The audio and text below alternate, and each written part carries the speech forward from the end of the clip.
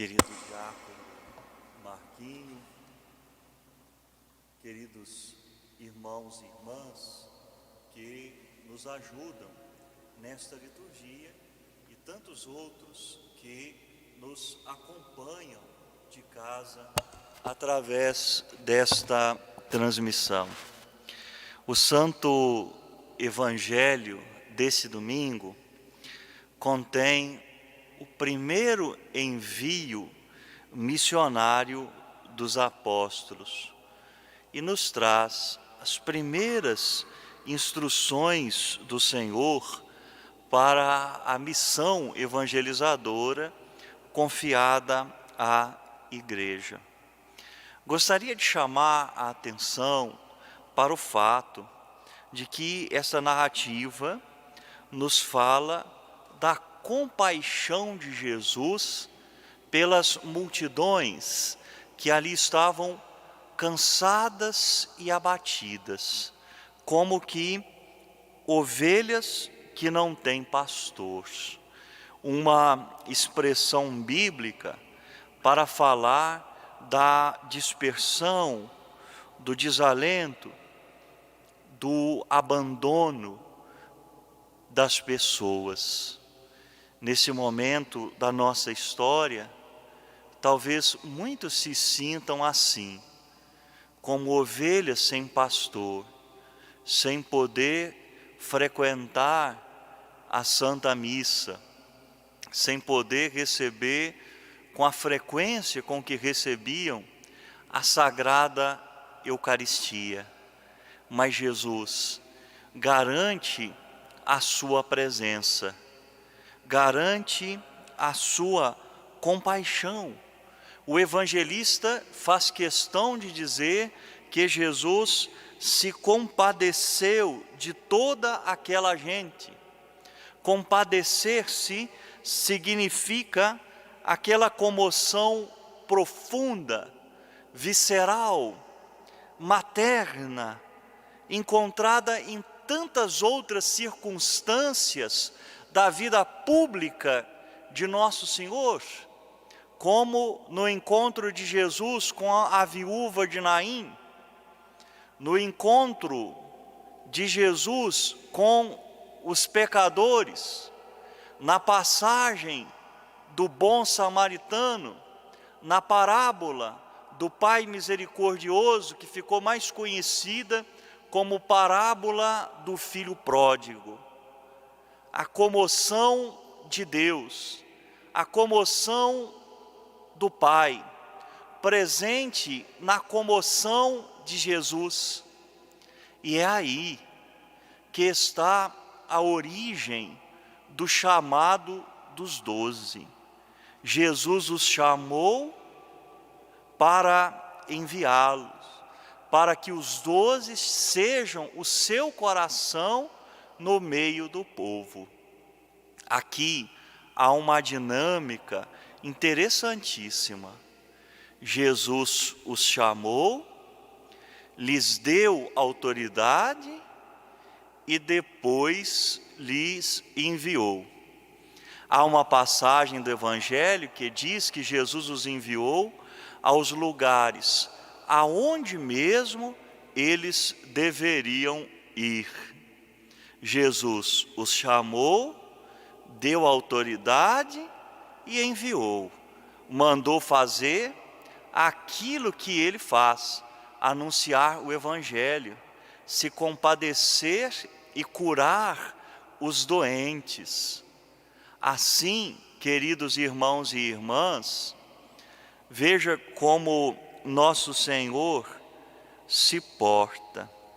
Ele vai dizer: a messe é grande, mas os operários são poucos. É assim que Jesus se porta, convoca os 12 para que estivessem consigo, para depois enviá-los. Jesus chama 12. Esse número aqui não aparece à toa. É uma referência às 12 tribos de Israel. Quer dizer, Jesus vai levar a cabo, vai levar a termo a aliança iniciada com Abraão, a aliança, o chamado, realizado também através de Moisés, como nós ouvimos falar na primeira leitura de hoje. Vejam que há na primeira leitura, de certa forma, a mesma dinâmica do Evangelho. O Senhor chamou Moisés, o levou à intimidade do Monte Sinai, lhe deu autoridade para falar ao povo, enviou ao povo. Jesus faz a mesma coisa, chama os 12 para através deles chegar a todos. Jesus chama Moisés, Deus chama Moisés para através dele chegar ao coração do povo de Israel. Através de Moisés, Deus propõe uma aliança ao seu povo. Aliança quer dizer pacto, quer dizer um compromisso. E toda aliança tem dois lados. Quando se faz um contrato, as partes precisam observar alguma coisa. E a aliança vai nesse mesmo sentido. O que o povo precisará fazer? Em primeiro lugar, ouvir, escutar, né? Ouvir a sua voz e depois guardar, conservar os seus mandamentos. A escuta será a nota característica da fé do povo de Israel. Eles são chamados a guardar a aliança. E aquela nação que Deus formou, que Deus elegeu, será no meio de todas as outras nações um sinal do seu amor, um sinal do seu poder. Através daquele povo, Deus deseja chegar a todos os povos. E de sua parte, Deus conservará a fidelidade, fará daquele povo uma nação santa, um povo escolhido, um reino de sacerdotes. Assim se dá o início de uma caminhada. Através daquela aliança provisória, Deus chegará a estabelecer a nova e eterna aliança em Jesus, no sangue de Cristo, como nos fala a segunda leitura. E esta aliança não estará mais restrita ao povo de Israel, mas a partir de Israel será destinada a todos os outros povos. Essa é a dinâmica do Senhor. Ele chama, dá autoridade e envia. Através daqueles que chama, com autoridade, chegará a todos. Assim, o Senhor chama os 12, primeiro para que estejam com Ele, para que aprendam dele o ministério da compaixão. E como o Senhor os enviará? Os enviará como pobres. Eles não poderão levar nem dinheiro, nem sacola. Poderão portar um bastão, o bastão para lhes apoiar no caminho, né? Quando estiverem cansados, para terem um pouco de apoio. Talvez também para se defenderem, né, naqueles caminhos de algum animal silvestre, algum animal do deserto, não sei. Poderão ter um par de sandálias para palmilhar o pé naquelas estradas cheias de pedra. Irão como pobres, mas com o coração rico, com o coração cheio de compaixão. Eles terão a autoridade de Jesus para curar os doentes, para evangelizar os pobres. Eles deverão ser um sinal do próprio Jesus, que é pobre. Jesus se fez pobre. E é curioso, ele mesmo vai dizer, o Filho do Homem não tinha nenhuma pedra onde reclinar a cabeça. Nasceu na manjedoura, aos nossos olhos não teve nem um lugar digno para nascer. Depois, na sepultura, nem o túmulo era seu, era de um outro, era de José de Arimateia. Mas o Cristo pobre, que deseja os discípulos pobres, os apóstolos pobres, desejava ser rico de amigos, desejava ser rico de discípulos, por isso chamou os 12, São Lucas fala dos 72, há também as mulheres de Jerusalém que o acompanham, e tantos outros amigos que ao longo da sua história permitiram que Jesus lhes fizesse companhia, tiveram a presença de Jesus.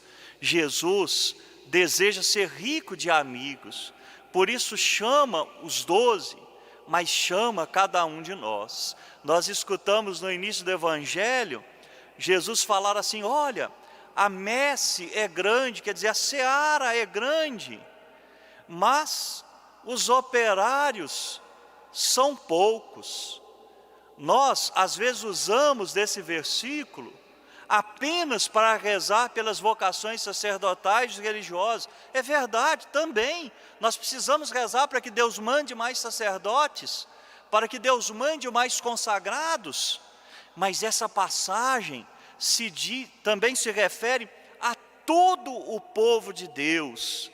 Jesus chama a cada um que está aqui, a cada um que está aí de casa, no nome dos 12, todos podem incluir os próprios nomes. O Senhor nos chama, e somos chamados agora, a dizer para Ele, então Senhor, me envia. O Senhor me chamou, agora me envia. E dá um coração capaz de se compadecer dos outros, como o seu coração. Dá a possibilidade de um relacionamento íntimo consigo. Na primeira leitura, o que Deus mais queria daquele povo? Um relacionamento de intimidade, que fossem capazes de ouvir a sua voz, de obedecer, de guardar a sua aliança, que se relacionassem com Ele, que toda aquela gente que às vezes se mostrava tão ingrata, se relacionasse com Ele, e de um lado garantia a sua fidelidade. Assim o Senhor Jesus, assim Deus através de Jesus, nos garante a sua fidelidade, e nos chama a um relacionamento íntimo consigo, para que o seu coração modele o nosso coração. A compaixão não se aprende e não se ensina em nenhuma escola. A compaixão se aprende ao lado de Jesus, e por isso Cristo queria os 12 primeiro consigo, para que aprendessem dele o que não aprenderiam em nenhum outro lugar.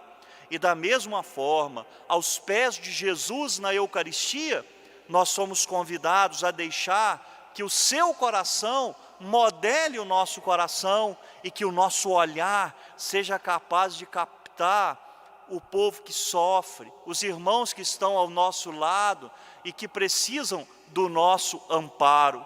A evangelização, queridos irmãos e irmãs, acontece através do testemunho, não através das palavras. Nesse momento sério da nossa história, a evangelização não acontece através das palavras que nós transmitimos, inclusive online, mas através do nosso testemunho, através da nossa presença. É a presença de Jesus que nós desejamos levar, não só a sua palavra, não só um discurso, mas uma presença garantida neste momento da história, neste momento em que tantos se sentem perdidos como as ovelhas da casa de Israel. E aí está também o papel de cada um de nós. E eu quero terminar essa nossa reflexão com um pensamento lindo de São João Crisóstomo.